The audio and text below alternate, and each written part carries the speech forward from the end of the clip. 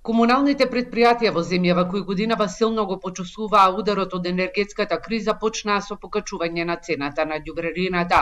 Прва која го направи овој чекор е Штип.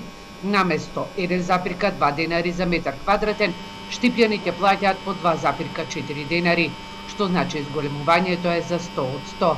Корекцијата на цената се прави согласно новата методологија. Раководството ја правда со тоа што домаќинствата и фирмите во Штип плаќале најниска цена за собирање и депонирање на отпадот, а трошоците со зголемување на цената на горивата и струјата се неколку пати зголемени.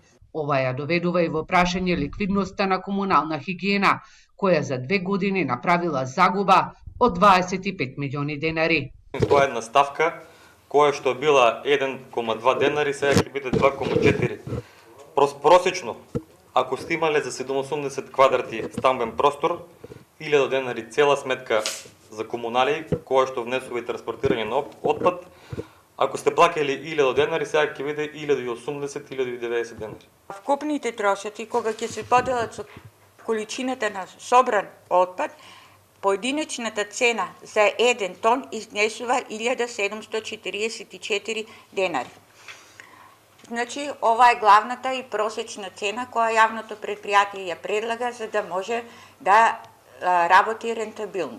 Граѓаните низ земјава за собирање и складирање на отпад плаќаат различни цени, од 2,4 до 4,2 денари за метар квадратен. Според податоците кои ги добил Здравков, највисока е во Струга, 4,2, во соседно туристичко Охрид изнесува 2,4, а во Скопје 3,59 денари, во Виница 2,8 денари за метар квадратен.